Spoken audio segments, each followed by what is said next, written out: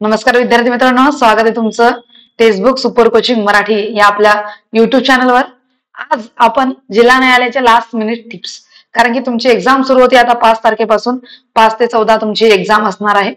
तर त्यासाठी तुम्ही सगळ्यांनी सिलेबस पाहिला असेल अशी मी आशा करते। तरीही एकदा सिलेबस बघूया आणि त्याच्यावरून तुम्ही ठरवू शकता की काय करायचं कसं करायचं।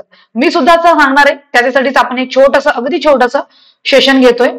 तर आज आपण जास्त कशाबद्दल बोलणार नाहीये, फॉर्म्स बद्दल आपण सगळ्यांनी इतर शिक्षकांनी सुद्धा याबद्दल वक्तव्य ऑलरेडी केलेलं आहे।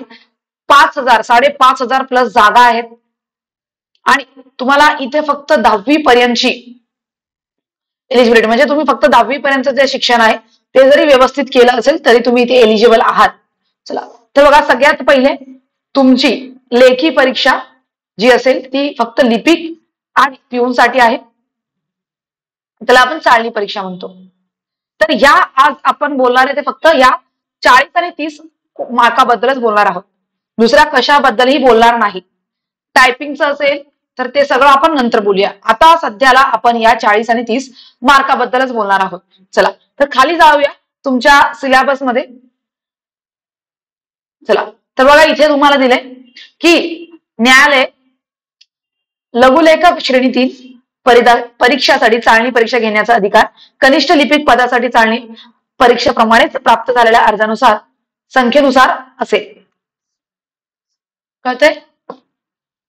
तर इथे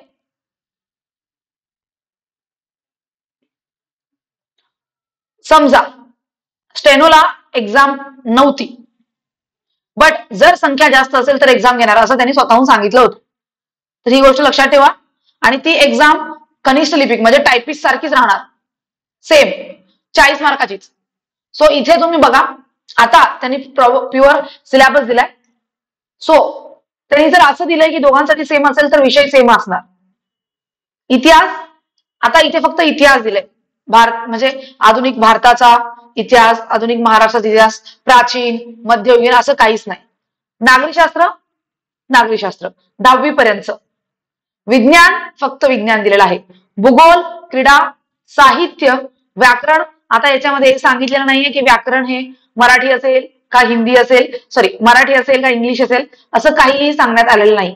चालू घडामोडीच्या ज्ञानासह सामान्य ज्ञानाची चाचणीसाठी कनिष्ठ लिपिक आणि शिपाई हमाल यांच्यासाठी चाळणी परीक्षा खालीलप्रमाणे घेण्यात येईल। तर टायपिस्ट साठी 40 मार्काची चाळणी परीक्षा आणि शिपाई हमाल साठी 30 मार्काची चाळणी परीक्षा होईल आणि याच्यामध्ये तुमचे एमसीक्यू टाईप तुमचा पेपर असणार आहे। ऍडिशनल एक पॉइंट आहे, कनिष्ठ लिपिक म्हणजे टायपिस्ट या पदासाठी तुम्हाला कम्प्युटर या विषयावरील प्रश्नांचाही समावेश केला जाणार आहे। तर यासाठी आपण कम्प्युटरचे लेक्चर्स ऑलरेडी घेतलेले आहेत, तर तुम्ही जाऊन बघू शकता युट्यूबवर। आपण कम्प्युटरचे खूप छान छान सेशन्स कंडक्ट केलेले आहेत मॅरेथॉन मध्ये। तर हे झालं तुमचं सिलेबस। आता तुम्हाला काय करायचं, पहिली गोष्ट म्हणजे आता तुम्ही नवीन काही करायचं नाही। पहिली गोष्ट ही क्लिअर ठेवा की नवीन काहीच करायचं नाही। तुम्ही आतापर्यंत इतिहास, नागरिकशास्त्र, विज्ञान, भूगोल जेवढं केलंय तेवढंच असू द्या। तुम्ही चालू घडामोडी थोडस बघा, आता या दिवसामध्ये जे काही 2023च्या सगळ्या आणि आताच्या ज्यांच्या एवढ्या ज्या चालू घडामोडी सगळ्या पहा, कारण की लेटेस्ट चालू घडामोडी विचारल्या जातात। व्याकरण बऱ्यापैकी महाराष्ट्रात सगळ्याच मुलांना येतं असं मी धरून चालते आणि येतं सुद्धा। सो व्याकरणकडे जास्त लक्ष न देता तुम्ही संगणकाचे प्रश्न करा जर तुम्ही कनिष्ठ लिपिकसाठी आहात, आणि पिऊनसाठी जर तुम्ही आहात तर तुम्ही चालू घडामोडी, तुम्हाला लिपिकसाठी सुद्धा चालू घडामोडी करायच्याच आहेत, बट संगणक व्यवस्थित करा। 2-4 प्रश्न आले तर तिथे तुमचा स्कोर जो आहे तो वाढू शकतो इतरांच्या तुलनेमध्ये। सो इथं टिप हीच आहे लास्ट मिनिट की जास्त काय करायच्या मागे लागू नका, जे तुम्ही केलंय त्याच्यावर रिव्हिजन करा। इथे असं धरून चला की इतिहास हा आधुनिक येईल, प्राचीन आणि मध्ययुगीनच्या मागे जास्त लागू नका।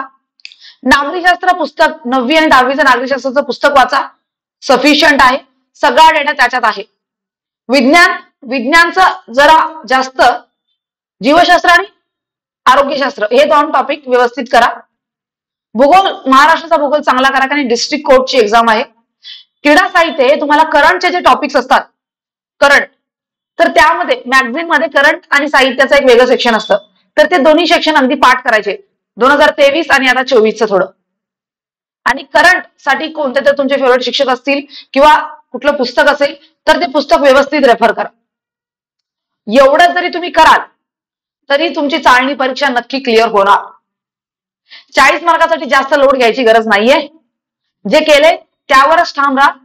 कन्फ्युजन जास्त होणार नाही जर जास्त गोष्टीच्या मागे लागाल तर. आणि थोडंसं टेस्ट पेपर सुद्धा सोडवा, जेणेकरून तुम्हाला अंदाज येईल की तुमची तयारी कितपत झालेली आहे आणि तुम्हाला किती येतंय किंवा तुमचा कोणता विषय वीक आहे, त्या विषयावर थोडंसं काम करा.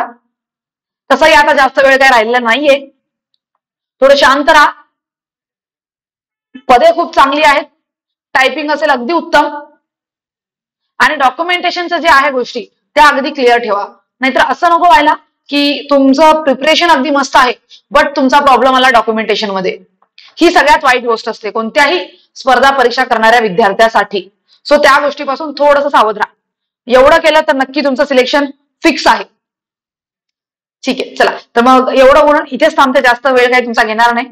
जास्तीच्या मागे लागू नका, जेवढं केलंय त्याच्यावर ठाम राहा. Thank you so much.